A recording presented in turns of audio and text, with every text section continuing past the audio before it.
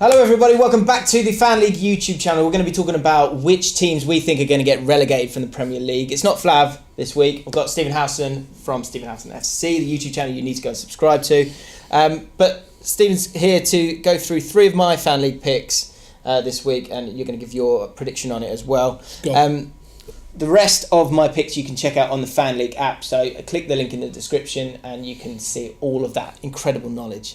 And it is incredible. Southampton versus Watford is the first game that we're going to talk about. Now, I've half-edged this one. So if you don't know what half-edge is, that's when you pick 2 lines on Fan League. Because I can't really... Watford obviously in awful form. Southampton in worst form. Are you surprised with that out of these 2? Yeah, Marco Silva came into the season with a massive reputation, didn't he? Didn't do himself much harm at the start of the season. Watford doing all right. It's just same sort of Marco Silva sort of things happening, like putting teams away. Richarlison's come in and done bits for him, and you think something's on the cards here, and then the Everton thing sort of cropped up, and I can't believe that that's all that's happened. I agree. There's got to be something else. Yeah. It's I can't imagine that where the manager's head's at. He's still going in and delivering his team talk. He's still going to be picking his team the best he can. If his head's slightly distracted, I don't think it affects the players as much as is being like painted. Because the players are still professional and everything. And in football, how many variables are there in football? And you're saying this. You're saying because someone else wanted him, which is actually a compliment. I think most Watford players will go, I can understand that. Oh, but we've still got him. Great, right? Let's crack on. If they're even thinking about it consciously that much anyway, I think you're going into the game knowing your own job, knowing this, that and the other. Their inability to execute what they're supposed to do is nothing to do with where the manager's head's at, I don't think. Yeah, I think the injury list is a big part of it as well. 10 first-team players out for... It's a paper-thin squad as well. Exactly. So. And yeah, when you've got a squad like that, it's down to those key players and those key players being fit, and they haven't had that, certainly at the back. Even someone like... Yunus Kabul, who's, I'm not saying he's one of the best players, but he's a steady starter for Watford, and at centre-back they've really struggled and conceded, I think, the second most goals in the league, so that's why they're struggling. Pellegrino is the only manager who's kind of hanging in there out of those bottom guys. Most of them have been sort of kicked out the door.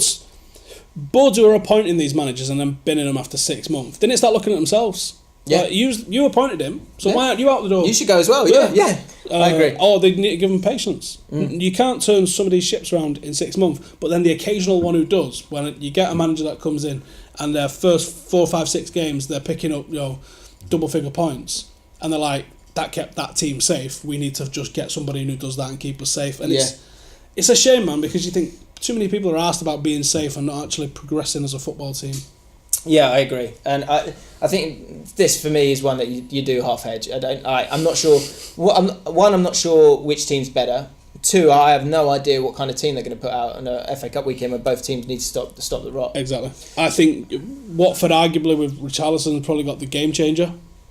Southampton at home, a little bit more stability, I guess. Yeah. I would.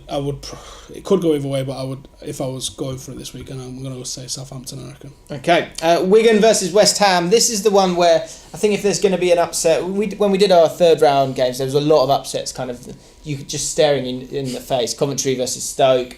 I think Newport Leeds we called as well. QPR obviously getting kicked out as they always do. But this one I think is probably the only one that I could see possibly happening. You got Wigan top of League One.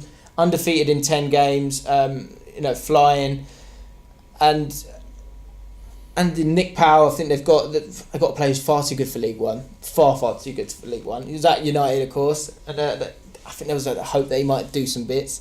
Didn't happen. What was your thought on Nick Powell?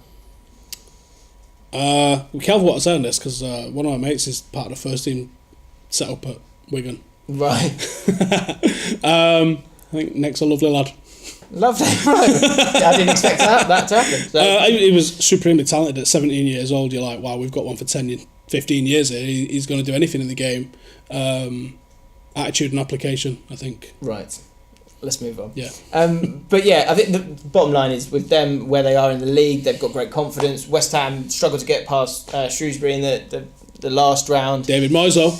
David Moyes is doing well. He's doing well. This is what I'm talking about. You think like Bilic had him up in like 5th and 6th place a couple of seasons ago, and you're like, he's had a little bit of time. Obviously, you need to be conscious of the stadium move, can have a big effect on people, and then they bin him, and you're like, oh, David Moyes. I was like, bang everything on them getting relegated now. Yeah, and he's turned it around. So he's got them more organised. I still think there's a wobble to be had there with it being up at Wigan. Although it's saying that Wigan, they don't always sell out that ground of theirs, and so rarely. Not unless the rugby's on. Not unless the rugby's on. But yeah, also rugby being played on that pitch might be a bit of a leveller for that game as well. So I put that down as an upset. Again, I've half hedged that one as well. West Ham, with the way that David Moyes has gone playing, I might be being hopeful in that sense. I'm going to say West Ham. But yeah, there you go, West Ham. Fair enough. And final one, Chelsea. This is on Sunday, 1:30 p.m. Chelsea versus Newcastle United. This is an absolute banker for me.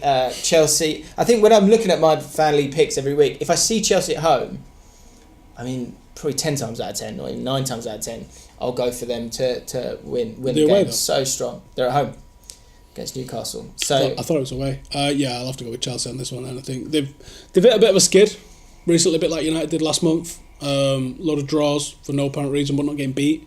They're still a phenomenal side with phenomenal players.